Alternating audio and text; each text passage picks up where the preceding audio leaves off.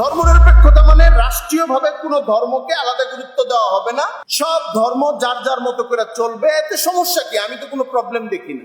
মানে মনে হয় এরকম, আধুনিক মানুষেরও এরকম মনে হয়, আমাদের মতো টুপিওয়ালা মানুষেরও মাঝে মাঝে এরকমই মনে হয়। প্রবলেম বলি একটা একটা। কয়েকজন নারী যদি বোরকা পরে ঢুকতে চায় যে আমরা বোরকার স্বাধীনতা চাই, বাংলাদেশের মতো দেশে বলে না এই যে সবাই বুরকা পরেন। কয়েকজন মেয়ে ঢাকা বিশ্ববিদ্যালয়ের বাংলা বিভাগের গত 1-1.5 বছর আগের ঘটনা, এটা নিয়ে মামলা হয়েছে, মামলার রায়ও গিয়েছে সেকুলারিজমের পক্ষে। আপনারা জানেন অনেকে সেকুলারিজম রাষ্ট্রীয় ব্যবস্থাপনার জন্যই ক্ষতিকর মুসলিম বিশ্বে। নতুন কমিশন গঠন হচ্ছে, আমরা সংবিধানের প্রথম সুপারিশ পেশ করি বাংলাদেশের মুসলিম হিসাবে যে মুসলমানদেরকে ধর্ম পালনের সাধারণ অধিকার দেওয়ার জন্য রাষ্ট্রের মূলনীতি থেকে সেকুলারিজমকে সরিয়ে দিই।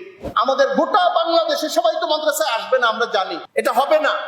মাদ্রাসায় পড়বে সমাজের সীমিত কিছু মানুষ, পার্সেন্টে 5, 7, 8, 10 কবি মাদ্রাসায়। বাকি বাচ্চারা যারা স্কুল কলেজ ইউনিভার্সিটিতে পড়বে, আমাদের বাচ্চাদের অভিভাবকদের, তরুণদের এবং আমরা যারা ওলামায়ে কেরাম দায়ী সমাজের, তাদের সকলের সম্মিলিত এমন একটা ব্যবস্থাপনায় যাওয়া উচিত। আমার ছেলে ডাক্তার হোক, আমার ছেলে ইঞ্জিনিয়ার হোক, আমার ছেলে বড় আমলা হোক, ব্যবসায়ী হোক, একজন মুসলমানের যেটা জরুরি নিড, জরুরি দরকার, এটার বাইরে যেন সে না পড়ে। সে যেন ঈমান জানে, কোরআন জানে, হাদিস জানে, একটা মুসলিম সমাজের একটা পার্ট হবে। সে মদকে ঘৃণা করবে শুধু আলেম না, ওই ম্যাজিস্ট্রেটও করবে। হালাল জিনিসের পক্ষে থাকবে শুধু একজন আলেম না, ওই ইঞ্জিনিয়ারও থাকবে। হারাম জিনিসের বিপক্ষে থাকবে শুধু একজন দায়ী না, ওই ডাক্তার সাহেবও থাকবে। এরকম করে যদি আমাদের সমাজের মধ্যে সমাজটা ইসলামী হয়, তাহলে রাষ্ট্র ইসলামী হওয়ার আগের ফলগুলো আমরা পেতে থাকি। আমি একটা অন্য শিরোনাম বলবো আজকে আপনাদের সামনে, সেটা হলো আফকারে বাতিলা। আফকার শব্দের অর্থ হলো চিন্তা, আমরা এটাকে দর্শনও বলতে পারি। চিন্তা, পরিভাষা, বাতিল যেসব চিন্তা সমাজে প্রচলিত। আপনি বলবেন যে বাতিল ফেরকাগুলো প্রচলিত, ওইখানেও তো একটা চিন্তা আছে। বাতিল চিন্তা আবার কি? আমরা এই অনওয়ান বা শিরোনামটা এই জন্য আলাদা করে এনেছি যে এই চিন্তাগুলো ধর্মীয় পোশাকে আসে নাই, এর মধ্যে ইসলামী কোনো লেবাস নাই, কিন্তু এই চিন্তাগুলো বা এই সূত্রগুলো, এই ফিকিরগুলো মুসলমানদের দিনকে, ঈমানকে, মুসলমানদের ঈমানের স্ট্রাকচারকে, কাঠামোকে ধ্বংস করে দেয়। এর অন্যতম একটা হচ্ছে সেকুলারিজম। অনেকগুলো আছে যেগুলো আধুনিক পৃথিবী থেকে এসেছে, পশ্চিমা জগৎ থেকে এসেছে। আমাদের দেশগুলোর মতো গরিব মুসলিম দেশগুলোতে রাজনীতির নামে যখন এই শব্দগুলো ঢুকে, আমরা এই শব্দ এবং বিষয়গুলো ঢুকে আমরা এটাকে পাত্তা দেই না। পাত্তা দেই না কেন? গরজ করি না। কেন করি না? আমরা মনে করি এটা হলো ম্যানেজমেন্ট জাতীয় একটা সাবজেক্ট।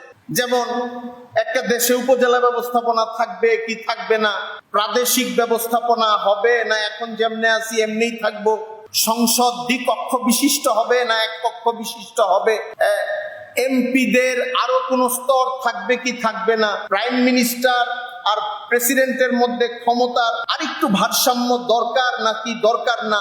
এই যে একটা পলিটিক্যাল তর্ক, পলিটিক্যাল ব্যবস্থাপনা ঘটিত তর্ক, যার সঙ্গে দিনের কোনো সম্পর্ক নাই, জায়েজ না জায়েজের ওইভাবে কোনো সম্পর্ক নাই। এটা আসলে একটা ম্যানেজমেন্ট ঘটিত বিষয় যে চেয়ারম্যান গুরুত্বপূর্ণ হবে না মহাসচিব গুরুত্বপূর্ণ হবে, গঠনতন্ত্রে কাকে পাওয়ার বেশি দেওয়া হবে সেই হিসেবে উনি কাজ করবে, মেম্বাররা কতটা পাওয়ারফুল হবে, একটা এলাকায় কয়টা প্রাদেশিক অংশ ভাগ হবে বা প্রশাসনিক অংশ ভাগ হবে, প্রোটোকলটা কিভাবে নির্ধারণ করবে, এমপি সাহেব প্রধান থাকবে না ডিসি সাহেব প্রধান থাকবে। যেরকম বাংলাদেশে একটা নতুন পরিস্থিতিতে চলছে, আমরা আগে যাদেরকে মন্ত্রী বলতাম এখন ওই লেভেলের লোকদেরকে আমরা উপদেষ্টা বলি। এটা একটা সিস্টেম, পরিবর্তিত পরিস্থিতি। এখানে জায়েজ না জায়েজের বা ধর্মীয় কোনো দ্বন্দ্ব নাই, এটা হলো রাষ্ট্রীয় ম্যানেজমেন্ট ঘটিত একটা বিষয়। এই কথাগুলো আমি এত লম্বা করে বললাম এই জন্য, সেকুলারিজম কথাটা শুনলাম আমরা মনে করি এটাও একটা ম্যানেজমেন্ট আর কি, রাষ্ট্রের একটা সিস্টেম। আসলে তা না। সেকুলারিজমের বাংলা তর্জমা করা হয় ধর্মনিরপেক্ষ। কোন মুসলিম দেশে ধর্মনিরপেক্ষতা এই তত্ত্বটা হলো একটা বাতিল ফিকির, দিনের জন্য ক্ষতিকর, ধর্মের জন্য ক্ষতিকর, মানুষের চিন্তার জন্য ক্ষতিকর, কাজের জন্য ক্ষতিকর। আপনি বলবেন আমাদের দেশে তো এখন এই মুহূর্তে সাংবিধানিক ভাবে ধর্মনিরপেক্ষতা আছে, তাহলে আমাদের অবস্থান। আমি আলোচনায় যাব, শুরুতেই বলে নেই সংবিধানে যাই থাকুক নাগরিক হিসাবে আমাদের অধিকার আছে এই কথা বলার যে আমি এটার পরিবর্তন চাই। এটা তো আমরা জানি। তো তা না হলে বাংলাদেশের সংবিধানে এত পরিবর্তন হইতো না। এখনো যে সামনে হবে, বলা হচ্ছে যে সংবিধানে পরিবর্তন হবে, নির্বাচন ব্যবস্থাপনায় পরিবর্তন হবে, রিফর্ম বলা হচ্ছে, সংস্কার করা হবে, মানে এটা পসিবল বলেই তো হবে। এটা তো কোরআন না, এটা তো এমন কোন ধর্মগ্রন্থ না যে এখানে পরিবর্তন করা যায় না।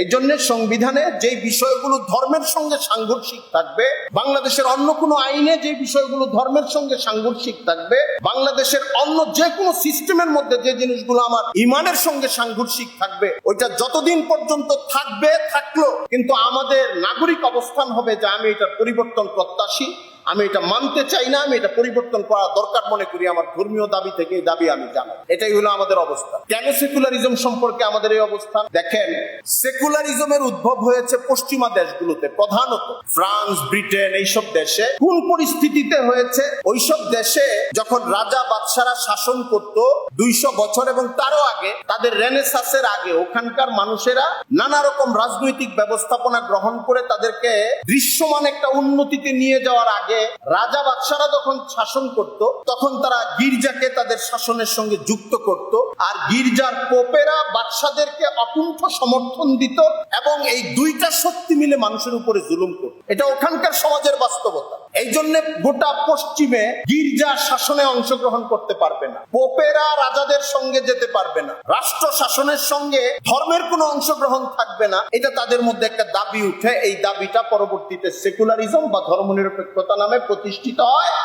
এটা মূলত ইউরোপিয়ান রাষ্ট্র এবং তাদের যে সামাজিক জটিলতা, এখান থেকে এটার উদ্ভব। দুঃখজনক হলো খেলাফত ব্যবস্থা ধ্বংস হয়ে যাওয়ার পরে, খেলাফত ব্যবস্থা কি, যেটা হযরত রাসূল করিম সাল্লাল্লাহু আলাইহি ওয়াসাল্লাম দুনিয়া থেকে বিদায় নেওয়ার পরে সাহাবায়ে কেরামের মাধ্যমে অব্যাহতভাবে চলে এসেছে। মান সবসময় একরকম থাকে নাই, কিন্তু চলে এসেছে খেলাফত ব্যবস্থা। তুরস্কে সর্বশেষ ওসমানী সালতানাত বা ওসমানী খেলাফত যারা ছিলেন, 1924 সন পর্যন্ত খেলাফত ব্যবস্থা ছিল। এরপরে একটা বিপ্লব হয়, যেই বিপ্লবকে সহযোগিতা করে গোটা পশ্চিমা সমাজ। কামাল আতাতুর্ক, নাম বলা হয় আতাতুর্ক, মানে তুর্কের জনক, কিন্তু বহুদিন পর মুসলিম বিশ্বের মূল্যায়ন হলো কামাল গাদ্দারে তুর্কিস্তানে, যিনি খেলাফত ব্যবস্থাপনাকে ধ্বংস করে দিয়েছে 1924 সন। আমরা ঠিক 100 বছর পরে কথা বলছি। আরেকটা হলো গত 200-250 বছর যাবত মুসলিম অনেকগুলো দেশ, এশিয়া,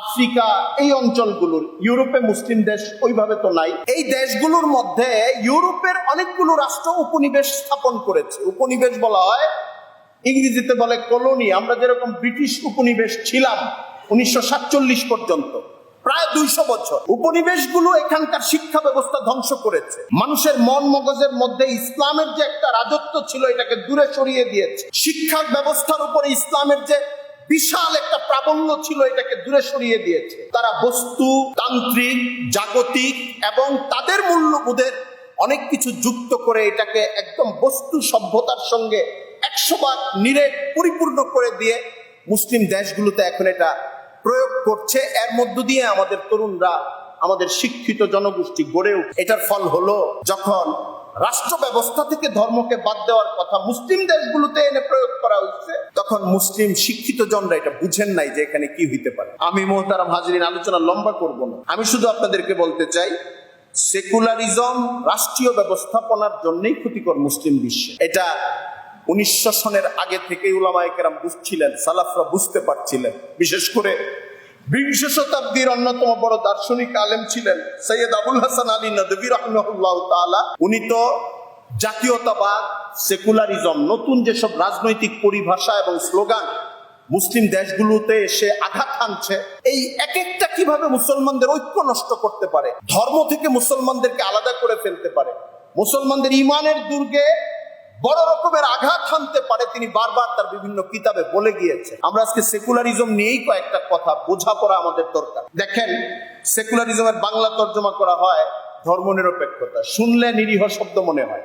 কেমন মনে হয়? আমরা বাংলাদেশে মুসলিম আছি 80 ভাগের বেশি, 80%, 85%, হিন্দু আছে 10%-এর বেশি, খ্রিস্টান আছে, বৌদ্ধ আছে। ধর্মনিরপেক্ষতা মানে রাষ্ট্রীয়ভাবে কোনো ধর্মকে আলাদা গুরুত্ব দেওয়া হবে না, সব ধর্ম যার যার মতো করে চলবে, এতে সমস্যা কি? আমি তো কোনো প্রবলেম দেখি না। মানে মনে হয় এরকম, আধুনিক মানুষেরও এরকম মনে হয়, আমাদের মতো টুপিওয়ালা মানুষেরও মাঝে মাঝে এরকমই মনে হয়। প্রবলেম বলি একটা একটা করে। এক নম্বর প্রবলেম হলো ধর্ম নিরপেক্ষতা বলে পোশাকটা দেওয়া হয় যে অন্য ধর্মের সঙ্গে আমরা একসঙ্গে থাকবো, কিন্তু আমাদের শিক্ষা ব্যবস্থায় যখন বইপত্র তৈরি করা হয়, ইসলামী কোনো বিষয় যুক্ত করার প্রশ্ন আসলে বলা হয়, আমরা বলি যে নাগরিক সংখ্যা তো 85% মুসলিম, এই বিষয়ে তো ইসলামী বিশ্বাসের সঙ্গে মিল দিয়ে দিতে হবে। তখন বলা হয় রাষ্ট্র তো সেকুলার, আপনি ধর্মীয় দাবি সিলেবাসে আনছেন কেন? এটা কি আপনারা খেয়াল করছেন গত কয়েক বছর কোন একটা বিশ্ববিদ্যালয়ে কয়েকজন নারী যদি বোরকা পরে ঢুকতে চায় যে আমরা বোরকার স্বাধীনতা চাই, বাংলাদেশের মতো দেশে বলে না এই যে সবাই বোরকা পরেন, কয়েকজন মেয়ে ঢাকা বিশ্ববিদ্যালয়ের বাংলা বিভাগের গত 1-1.5 বছর আগের ঘটনা, এটা নিয়ে মামলা হয়েছে, মামলার রায়ও গিয়েছে সেকুলারিজমের পক্ষে। আপনারা জানেন অনেকে মেয়েরা বলেছে আমরা বোরকা পরবো, মুখের নেকাব থাকবে, বোরকাটা এমন থাকবে যে মুখের নেকাব থাকবে।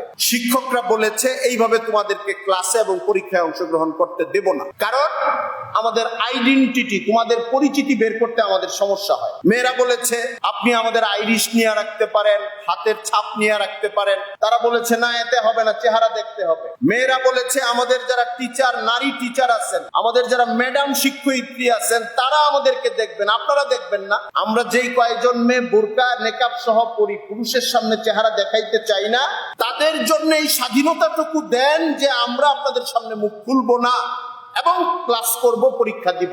শিক্ষকরা এটাকে চ্যালেঞ্জ করে, তাদেরকে বের করে দেয়, তাদেরকে ক্লাসে রাখবে না নোটিশ জারি করে। এটা উচ্চ আদালতে যায়, উচ্চ আদালতে এটার শুনানি হয়, শুনানির পরে উচ্চ আদালতের রায় এবং তার সঙ্গে মন্তব্য আসে। শিক্ষকরা পিতার মতো, তাদের সামনে এইভাবে মুখ ঢেকে রাখার দাবিটা সঠিক না, বরং তাদের রায়টাই, শিক্ষকদের সিদ্ধান্তই সঠিক। এটা এমন এক বিশ্ববিদ্যালয়ের এমন এক বিভাগ সম্পর্কে বলা হয়েছে যে বিভাগের শিক্ষকরা নারীদেরকে হেনস্থা করা নিউজ পত্রিকায় আছে। যৌন হেনস্থা, খারাপ কাজে ব্যবহার করা, আমি দায়িত্ব নিয়ে বলতেছি, আমি বের করে দেখাইতে পারবো, পত্রিকার কাটিং দেখাইতে পারবো। ঢাকা বিশ্ববিদ্যালয়ের বাংলা বিভাগের শিক্ষক, সে তদন্তে ধরা পড়েছে, অভিযোগ উঠেছে নারীদের সঙ্গে যৌন হেনস্থা করেছে। ওই বিভাগে, যেই বিভাগে যৌন হেনস্থা, প্রায় অনেক বিভাগে এই ঘটনা ঘটে, এটা আপনারা জানেন। আমি কোনো একটা বিশ্ববিদ্যালয়কে আলাদা করে চিহ্নিত করছি না, এখানে বিশ্ববিদ্যালয় চিহ্নিত করা আমার মাকসাদ না, কোনো একটা বিভাগকে চিহ্নিত করা মাকসাদ না। সব বিশ্ববিদ্যালয় আমাদের, সব বিভাগ আমাদের, ছেলেমেয়েরা আমাদের, শিক্ষক আমাদের। আমি সমস্যাটাকে চিহ্নিত করার জন্য কথাটাকে এইভাবে বলছি। সেকুলারিজমের দোহাই দিয়ে এই মেয়েদেরকে বোরকা পরতে পারবে যে এই স্বাধীনতা দেওয়া হয় না। সেকুলারিজম কিন্তু ওই জায়গায় নাই। শুরুতে যেই জায়গায় আপনি চিন্তা করছিলেন কি হিন্দু, বৌদ্ধ, খ্রিস্টান, মুসলিম একসঙ্গে থাকবে, অসুবিধা কি? রাষ্ট্র কোনো ধর্মের পক্ষপাতিত্ব করবে না। আমাদের কি প্রবলেম? আমাদের প্রবলেম আমাদের শিক্ষা ব্যবস্থায়, আমাদের প্রবলেম আমাদের নারীদের পর্দায়, আমাদের প্রবলেম আমাদের পুরুষদের জীবনযাপনের ক্ষেত্রেও। বহু জায়গায় শুধুমাত্র দাড়ি, টুপি, পোশাক নিয়ে চলার কারণে সে সরকারি একটা ভালো সেক্টরে সুন্দরভাবে ইন করতে পারে না, এখানে সে বাধাপ্রাপ্ত হয়। সেকুলারিজম এখানে একটা বড় দুহাই হয়ে দাঁড়ায়। এই জন্য সেকুলারিজমকে রাষ্ট্রীয়ভাবে সুযোগ দেওয়া এবং প্রশ্নহীনভাবে এটাকে মেনে নেওয়া মুসলমানদের জন্য একটা সুযোগ নাই। এতদিন যাবত একটা সরকার চলে এসছে যারা সংবিধানে এই জিনিসগুলি ঢুকানোর ক্ষেত্রে বড় ভূমিকা রেখেছিল, এখন তাদের পরিবর্তন হয়েছে, কিন্তু সেকুলারিজম আমাদের সংবিধানে এখনো আছে। নতুন কমিশন গঠন হচ্ছে। আপনাদের এই মজলিসে পাবনার বেড়া উপজেলার মডেল মসজিদে দাঁড়িয়ে আমরা গরিব মানুষ, গরিব ভাবে আহ্বান জানাবো, আপনারা সংবিধান সংশোধন করবেন বলছেন, নির্বাচন ব্যবস্থা সংশোধন করবেন, আদালতের মধ্যে কিছু সংশোধন করবেন, অনেকগুলি কমিশন করেছেন আপনারা। আমরা সংবিধানে প্রথম সুপারিশ পেশ করি বাংলাদেশের মুসলিম হিসাবে যে মুসলমানদেরকে ধর্ম পালনের সাধারণ অধিকার দেওয়ার জন্য রাষ্ট্রের মূলনীতি থেকে সেকুলারিজমকে সরিয়ে দিই। এটা আমাদের নাগরিক ধর্মীয় অধিকারকে ক্ষুণ্ণ করছে। আমরা পরীক্ষিতভাবে এই জিনিসগুলো দেখছি, এটা এমন না যে তাত্ত্বিকভাবে বলছি, আমরা দেখছি এই জিনিসগুলো। এই জন্য এটাকে সরিয়ে দিন। এটা আমাদের কোমলমতি বাচ্চাদেরকে ক্ষতিগ্রস্ত করছে, আমাদের ছেলে মেয়েদেরকে তাদের ক্যাম্পাসগুলোতে ক্ষতিগ্রস্ত করছে, আমাদের পেশাজীবী মানুষদেরকে তাদের কর্মের জগতে ক্ষতিগ্রস্ত করছে। আমরা এটা দেখতে চাই না। হ্যাঁ, আপনি বলবেন তাহলে কি আপনি আপনার ধর্মের একটা আধিপত্য চান এই রাষ্ট্রে? আমরা এই প্রশ্নের উত্তর হ্যাঁ বলবো না। আমরা বলবো ধর্মীয় স্বাধীনতা দেন, আন্তঃধর্মীয় সুসম্পর্ক, সহাবস্থান এটা থাকতে পারে, কিন্তু সেকুলারিজম নামটাই দেওয়া হয় রাষ্ট্র থেকে ধর্মকে উচ্ছেদ করার জন্য। 2 নম্বর কথা বলি, দেখবেন ওই ধর্ম নিরপেক্ষতা বা সেকুলারিজমের কথা শুনলে মনে হয় হিন্দু হিন্দুর কাজ করবে, বৌদ্ধ বৌদ্ধের কাজ করবে, খ্রিস্টান খ্রিস্টানের কাজ করবে, মুসলিম মুসলিমের কাজ করবে। আমাদের কি অসুবিধা? একজন লোক কোরআনের বিরুদ্ধে কথা বলল, মুসলিম।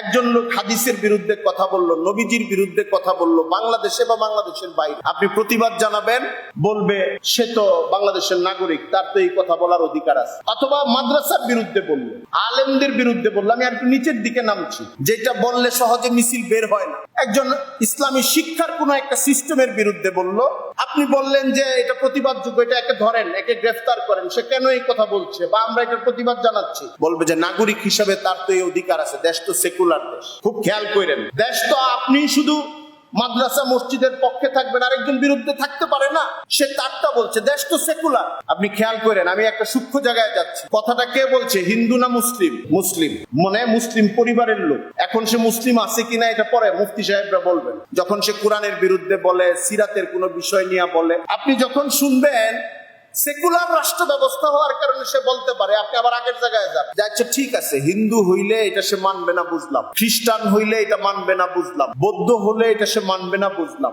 মুসলিম হয়ে মানবে না কেন? মুসলিমরা তো সবাই একটা নিয়ম মেনে চলবে, মুসলমানদের জন্য তো একটা নিয়ম, মুসলমানদের মধ্যে আবার না মানা গ্রুপ বের করতেছেন কেন? তাহলে সেকুলারিজম মুসলমানদের মধ্যেও অবাধ্যতা সৃষ্টিকারী আরো অনেকগুলো পকেট তৈরি করার সুযোগ করে দেয়। যেই সব মুসলিম দেশে আধুনিকতার নামে ইসলাম বিদ্বেষের চর্চা হয়, তার গোড়াটা হলো সেকুলার। মুসলমান পরিবারের সন্তানকে দিয়ে এটা করানো।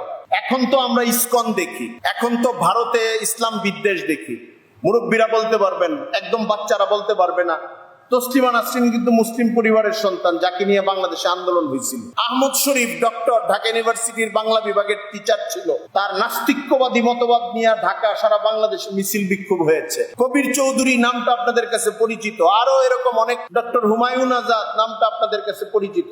এরা কেউ মুসলিম না, কিন্তু তাদের পক্ষে একটা বিশাল আবহ তৈরি করা হয় মিডিয়াতে, নানান জায়গায়। যখনই আপনি তাদেরকে প্রতিরোধের কথা বলবেন, বলে দেশটা তো সেকুলার, তাদেরকেও তো তাদের কথা বলার সুযোগ আছে। কিন্তু আমি তো এতদিন মনে করেছি দেশ সেকুলার মানে হলো মুসলিম, হিন্দু, বৌদ্ধ, খ্রিস্টান। এখন আপনার কথায় বুঝলাম হিন্দু, বৌদ্ধ, খ্রিস্টান, মুসলমানদের মধ্যে আবার 8-10টা ভাগ। কেউ কোরআন মানবে না, কেউ হাদিস মানবে না, কেউ ইসলাম মানবে না, আমার সবাইকে ইনক্লুড করতে হবে। তার মানে হলো মুসলিম একটা দেশে সেকুলারিজমকে মানার মানে হলো ইসলাম বিরোধিতা এবং ইসলাম বিদ্বেষের এক একটা পয়েন্ট, এক একটা পকেটকে আপনার মানতে বাধ্য হয়। এটা মুসলমানদের স্বাভাবিকভাবে স্বীকার করার কোনো সুযোগ নেই। এই জন্য ধর্মীয় স্বাধীনতা থাকতে পারে অন্য সকল ধর্মের, যারা সংখ্যালঘু ধর্মের অধিকারী।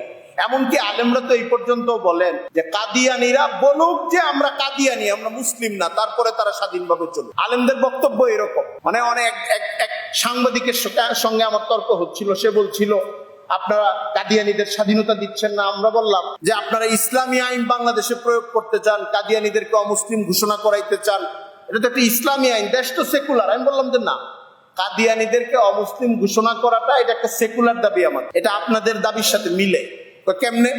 আমি কাদিয়ানীদেরকে আমাদের ইসলামী দাবি দিয়ে যদি কিছু বলতে হয়, তাহলে বলতে হবে কতল করা ওয়াজিব, কারণ তারা দিন থেকে সরে গেছে। নতুন যারা কাদিয়ানী হয়, কাদিয়ানী তো হিন্দু থেকে হয় না, কাদিয়ানী সম্প্রদায় তো ইসলাম গ্রহণকারী লোকজনের মধ্য থেকেই হয়েছে। কাদিয়ানী নামের যে নবী, সেও তো মুসলিম পরিবারের সন্তান, তাকে যারা মেনেছে তারাও তো মুসলিম পরিবারের সন্তান। ইসলামী দাবি তো হলো তাকে খারেজ করা, গ্রেফতার করা, সর্বোচ্চ শাস্তি মৃত্যুদণ্ড কার্যকর করা। আমরা যে দাবিটা করছি যে তারা যেন আইডেন্টিটিটা ক্লিয়ার করে যে আমরা কাদিয়ানি, আমরা মুসলিম না, এটা হলো সবচেয়ে নিরীহ দাবি, সবচেয়ে সেকুলার দাবি, আপনাদের কাছাকাছি একটা দাবি, যেটা বলার পরে তা আর কিছু, এর চেয়ে নিচে আর কিছু থাকে না। আমরা খালি বলছি এটা, তুমি যে লাল, এই লালটারে লাল বলো, আমি যে সাদা, সাদা দাবি করো না, তাহলেই চলবে, তুমি সমাজে চলো। তোমার উপাসনালয়ে লেখা থাকবে কাদিয়ানি উপাসনালয়, তোমার ধর্মের বইপত্রে লেখা থাকবে ইহা ইসলাম নয়, ইহা কাদিয়ানি ধর্ম, তাহলেই আমি খুশি আছি। আমরা তো আমাদের বইপত্রে বলি না এটা খ্রিস্টান ধর্মের বই, এটা বৌদ্ধ ধর্মের বই, এটা অমুক হিন্দু ধর্মের বই বলে হিন্দুদেরকে দিনের দিকে দাওয়াত দেই না, ইসলামের কথা বলেই দাওয়াত দেই। পোশাকটা তোমরা ঠিক মতো পরিধান করো, তাহলেই বাংলাদেশে চলতে পারবে। আমি আবার আগের জায়গায় যাই, সেকুলারিজমকে মেনে নেওয়া মুসলমানদের রাষ্ট্রীয় ভাবে ঠিক না, সামাজিক ভাবেও ঠিক না। আর কোন মুসলমান যদি ব্যক্তিগত ভাবে বলে যে আমি ব্যক্তিগত ভাবে ধর্ম নিরপেক্ষ, তার ইমানই থাকবে। এটা কেমন? তাকে জিজ্ঞাসা করা হইলো, আপনি অনেক লোক এখন নতুন তৈরি হচ্ছে এমন পাবেন যে মসজিদেও আসে, আধুনিক শিক্ষা প্রাপ্ত, আধুনিক চিন্তা প্রাপ্ত।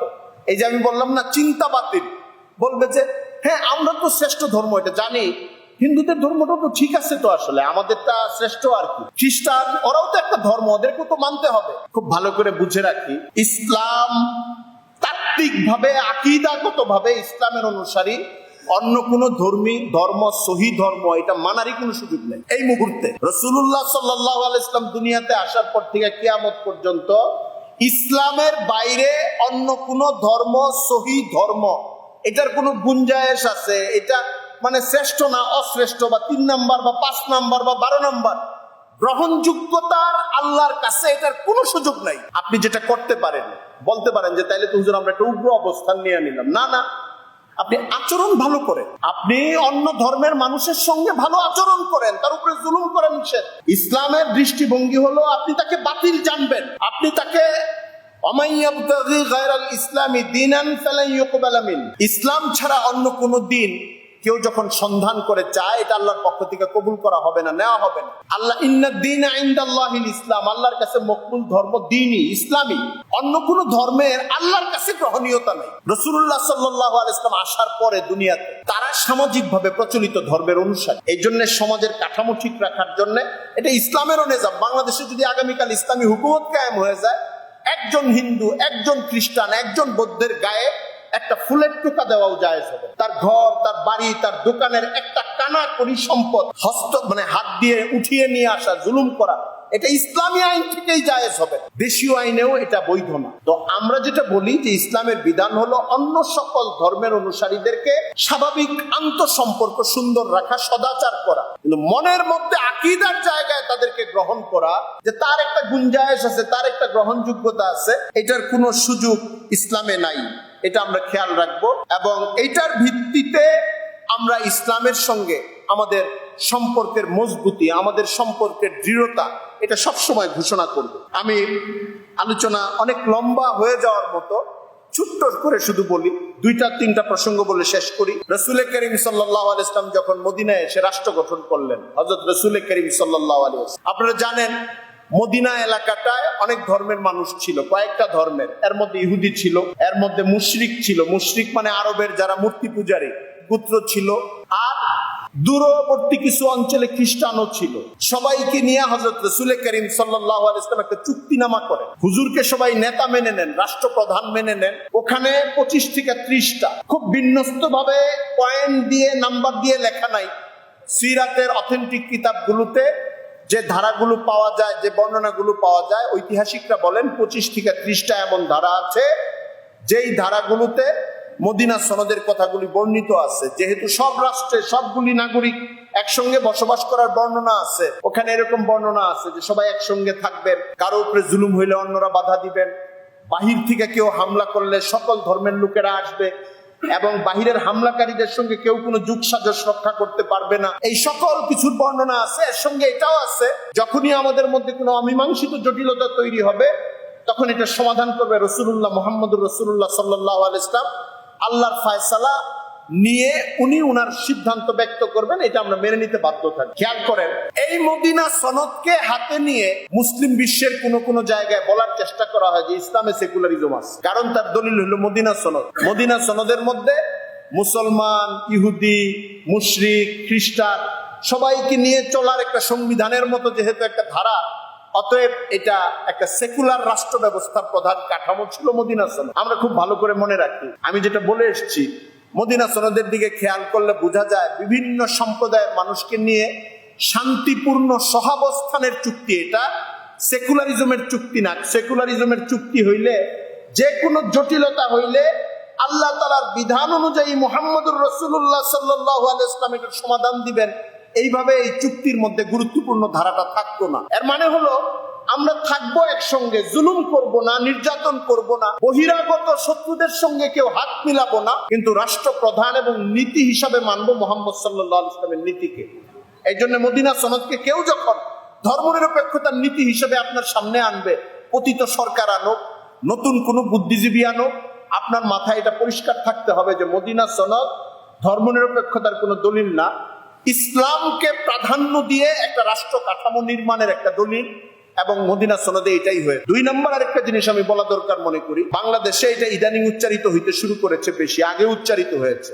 সেটা হলো যে কোনো পূজা পার্বণ মন্দির ইত্যাদি বিষয়ে জটিলতা তৈরি হলেই বলা হয় আমরা মন্দির পূজা হিন্দু খ্রিস্টান কোনো কিছুর সাথে আমাদের কোনো ব্যবধান নাই, আমরা সবাই ভাই ভাই, সবাই মানুষ। আমাদের সকল পরিচিতির ঊর্ধ্বের চেয়েও বড় পরিচিতি হলো মানুষ পরিচিতি। মনে রাখবেন, মানুষ এবং ভাই এবং নাগরিক হিসেবে সহাবস্থান, এটা ঠিক আছে, এটা ইসলামেরও কথা। কিন্তু এই যে মাঝে মাঝে বলা হয় আমরা সকল পরিচিতির চেয়ে মানুষ পরিচিতি, এটা গুরুত্বপূর্ণ, ইসলামের দৃষ্টিতে কথাটা ঠিক না। ইসলামের দৃষ্টিতে ঈমান গুরুত্বপূর্ণ। আমাদের সহাবস্থানের প্রয়োজনে বিভ্রান্ত মানুষের সঙ্গে হাসি মুখে চলতে হবে, এটা ইসলামের নীতি। বেঈমান কাফের মুশরিকের সঙ্গেও সন্ধি অবস্থায় অথবা একসঙ্গে চলা, যখন হার্ব চলবে না, যুদ্ধ চলবে না, তার হক নষ্ট না করে তার সঙ্গে চলতে হবে। কিন্তু আমার হাল এমন হবে না কোনো কিছু বলতে গিয়া যে আমাদের সকল পরিচিতির ঊর্ধ্বে মানুষ পরিচিতি সবচেয়ে বড় পরিচিতি।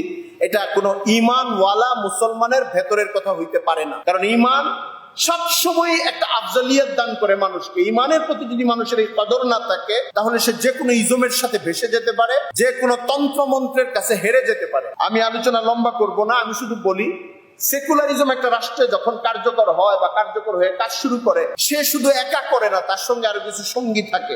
যেমন অবাধ ব্যক্তি স্বাধীনতা, এটা একটা তত্ত্ব আধুনিক পৃথিবীর পশ্চিমা জগতে। অবাধ ব্যক্তি স্বাধীনতা লিবারেলিজম বলা হয়। অবাধ ব্যক্তি স্বাধীনতা এটা সেকুলারিজমের সঙ্গেই থাকে। দেখবেন অনেক মুসলিম দেশ কিন্তু অবাধ যৌনাচারে লিপ্ত কোনো মানুষ অথবা অবাধভাবে যৌনাচারে লিপ্ত হওয়ার জন্য কোনো জায়গা নির্ধারণ করা আছে, এটার জন্য রাষ্ট্র ট্যাক্স পাচ্ছে, খরচ পাচ্ছে, এটার জন্য ইসলাম যে শাস্তি দিবে এটা তো নাই, রাষ্ট্রীয় ভাবেও তেমন কোনো শাস্তি নেই। এটা কেন? এই যে অবাধ ব্যক্তি স্বাধীনতায় নীতিটা গ্রহণ করা হয়, সেকুলারিজম যে রাষ্ট্রে থাকে ওই রাষ্ট্রে এটা থাকে। বাংলাদেশে আমরা জানতাম না, গত 1-2 বছর আগেই জেনেছি যে চুয়াডাঙ্গা একটা ফ্যাক্টরি আছে, কেরু এন্ড কেরু কোম্পানি, নাম শুনছেন আপনারা?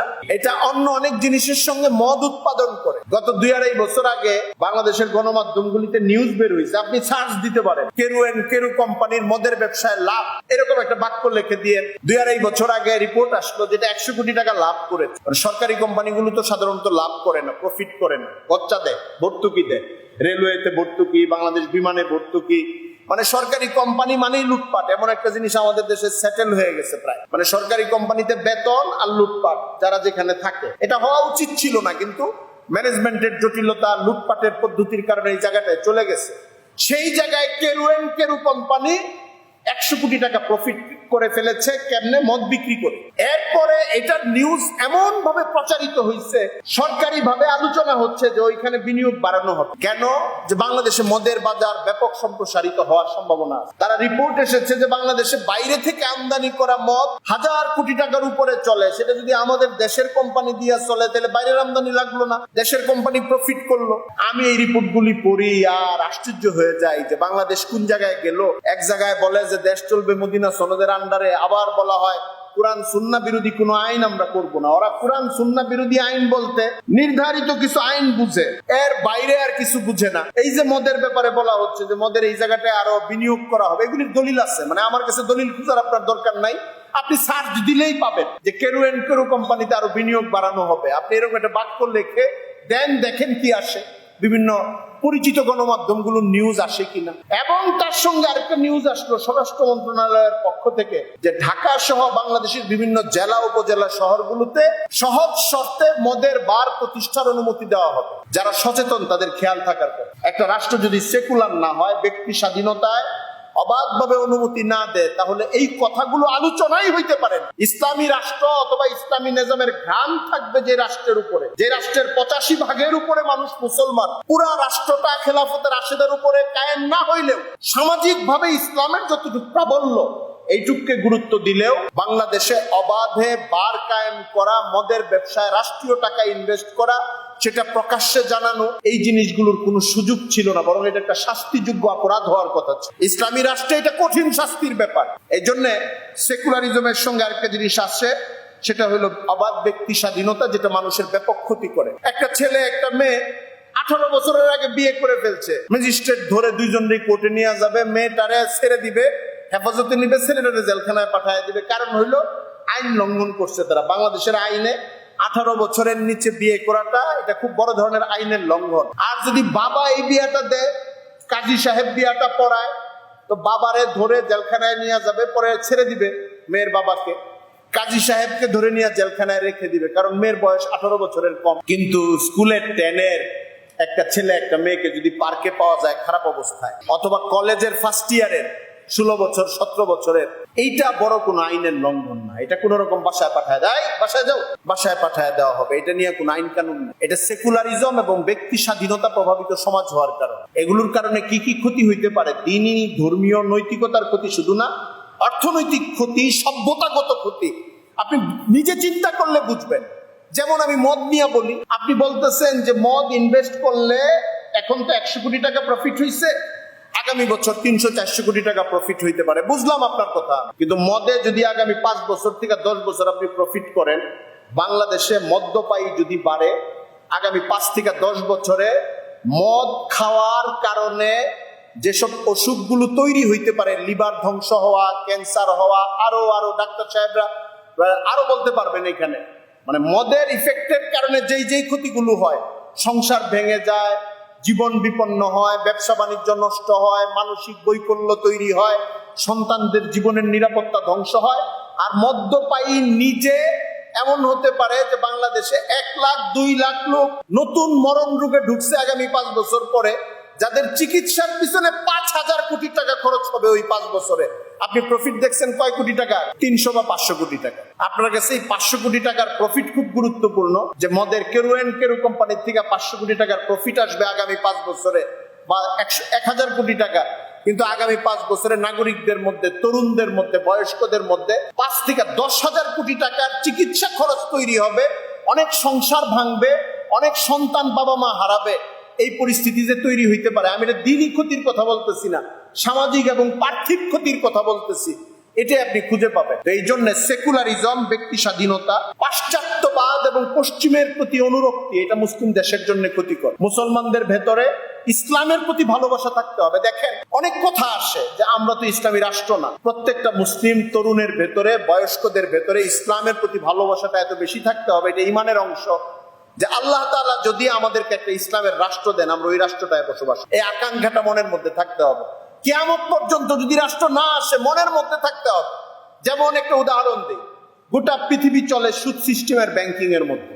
সুদ কি ইসলামে হারাম না হালাল? এটা কি খুব মানে গুপ্ত হারাম, না এটা প্রকাশ্য হারাম?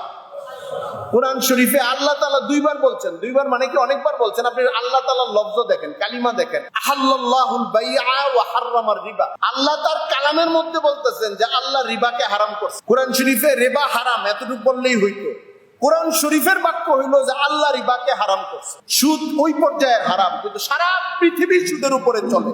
এখন আপনি যদি আমাকে বলেন যে হুজুর, আপনি বলতেছেন সুদ হারাম, সুদ মুক্ত একটা অর্থ ব্যবস্থার আমাদের আকাঙ্ক্ষা থাকতে হবে। আমেরিকা, ইউরোপ, বাংলাদেশ সহ গোটা পৃথিবীর 95% তো সুদ সিস্টেমের উপরে চলে। আমাদের সকল শিল্প, কলকারখানা সবই তো এইটার উপরে চলে।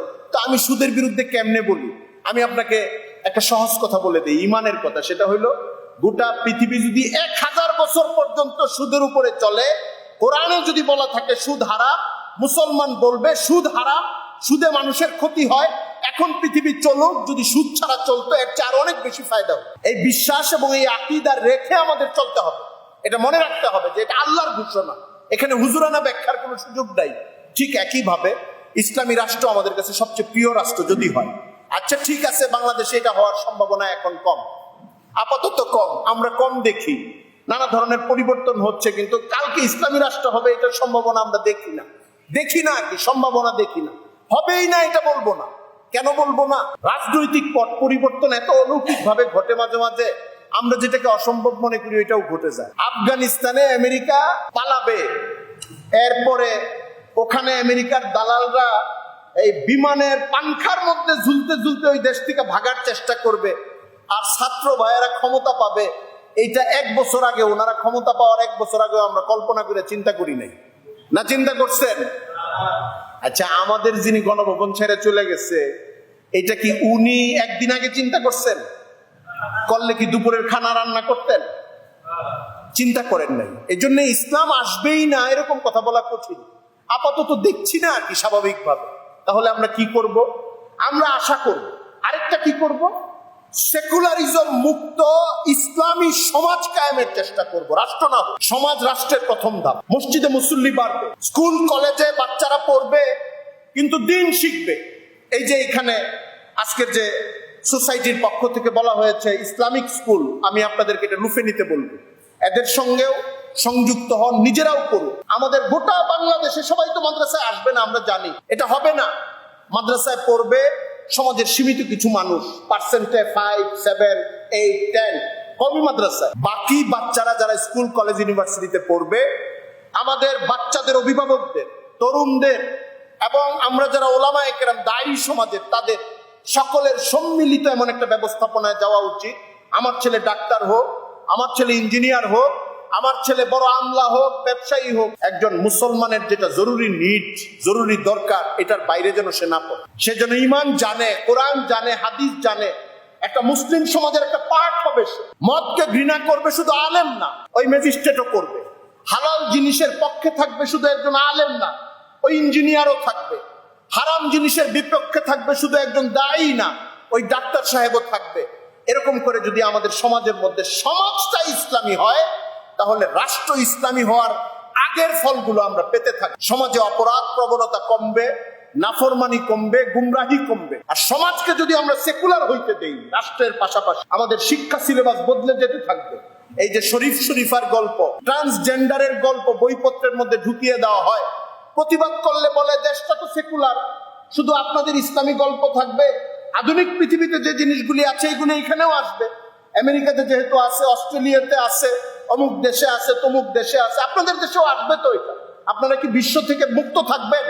এই কথা বলা হবে। আমাদের পরিষ্কার কথা, সেকুলারিজম রাষ্ট্রের ভিত্তি হইতে পারবে। যদি রাষ্ট্রের ভিত্তি হিসেবে আপনারা লিখিতভাবে মুছে নাও দেন, আমরা এটার উপরে এতেকাদ আনতে পারবো। সমাজ সেকুলারিজমের উপরে চলতে পারবে না, সমাজ ইসলামের উপরে চলবে। কেমন? প্রকাশ্যে এখন যেরকম আপনার সামনে একজন মদ খাইলে আপনারা এটা অনুমতি দেন না, মসজিদের সামনে কেউ বড় রকমের গান বাদ্যের আয়োজন করলে আপনারা অপছন্দ করেন। এটা সংবিধানে তো অনুমতি আছে, আপনি অপছন্দ কেন করেন? করি এই জন্যে, সমাজটা তো ইসলামের। তুমি মসজিদের সিঁড়ির নিচে এসে গান করো কেন? সমাজের অন্য দশজন এসেও বলে যেটা অন্যায়। প্রকাশ্যে মদ্যপান করলে বাংলাদেশে এখনো মানুষ বলে অন্যায়। কেন বলে? এখানে তো ইসলামী আইন নাই। এটা এই জন্য বলে যে এখনো এই দেশের স্বাভাবিক সমাজের উপরে ইসলামী নৈতিকতা এবং সামাজিকতাটা। আমরা আজকের আমাদের অডিয়েন্সের কাছে অনুরোধ করব, ব্যক্তিগতভাবে সেকুলার হওয়ার তো সুযোগই নাই। কোনো মানুষ যদি বলে যে আমি মুসলিমও না, হিন্দুও না, অথবা আমি কিছু মুসলিম আর অন্য ধর্মের প্রতি আমি ধর্ম নিরপেক্ষ, আমার কাছে ইসলামের বিষয়গুলো যেমন অন্য ধর্মের বিষয়গুলো ওই রকমই, এটা যদি কোনো মুসলিম বলে, তার ঈমান থাকবে না। কারণ ইসলাম আর অন্য ধর্ম তার কাছে এরকম হইতে পারে না। হ্যাঁ, কথার ব্যাখ্যা থাকতে পারে। আমি একজন প্রশাসক, যে আমার কাছে ইসলাম ধর্মের অবলম্বীরা যে সুযোগ পাবে, অন্য ধর্মের অবলম্বীরা ওই সুযোগ পাবে, ওই দিক থেকে একরকম, এটা হইতে পারে। কিন্তু এমনি ধর্মতাত্ত্বিক ভাবে ইসলাম আর অন্য ধর্ম আমার কাছে একরকম বা একই রকম, এরকম কথা বলা আর ইসলামকে অস্বীকার করা, ইসলামের উপরে যে আনুগত্য এটাকে অস্বীকার করা, এটা সমান। আমরা প্রথম কাজ হলো দ্বীনের উপরে নিজের ঈমানকে মজবুত রাখা। যত বাতিল ফিকির আমাদেরকে হামলা করবে, বাতিল ফেরকার কথা আলোচনা হয় আমাদের মধ্যে, বাতিল ফিকির গুলোর আলোচনা কম হয়। অন্যতম প্রধান বাতিল ফিকির হলো সেকুলারিজম। বর্তমান পৃথিবীতে আধুনিক রাষ্ট্র সিস্টেমের মধ্যে এটা প্রচলিত। কোন মুসলিম দেশে এটাকে ব্যক্তিগত পর্যায়ে, সামাজিক পর্যায়ে, রাষ্ট্রীয় পর্যায়ে মন থেকে গ্রহণ করার সুযোগ নাই। আমরা যেরকম মনের বাইরে অনেক কিছু চাপিয়ে দেওয়ার কারণে সহ্য করি, ওইভাবে সহ্য করলেও মনের ভেতর থেকে এটার প্রতি অনীহা থাকতে হবে, অপছন্দ থাকতে হবে, আমাদের ঘৃণা থাকতে হবে। ইসলামী সমাজ কায়েমের চেষ্টা আমাদের বজায় রাখতে হবে। ইসলামী সমাজ যদি আমরা কায়েম না রাখি, প্রত্যেকেই যদি ইন্ডিভিজুয়াল হয়ে যায়, ইনফেরাদি হয়ে যায়, আমার আমল আমি করবো, আরেকজনেরটার খবর আমার দরকার নাই, তাহলে ইসলামী সমাজ টিকবে না, আমার সন্তান টিকবে না। মানুষ এবং সমাজের চারদিকে মানুষের মধ্যে গুমরাহি ছড়ায়া করবে, আমরা আর হেদায়েতের রাস্তায় চলতে পারবো না। দ্বীনের কাজ, দাওয়াতের কাজ, হেদায়েতের কাজ, এই কাজগুলোর ব্যাপক প্রচার করা, এটাই আমাদের একটা প্রধান কাজ।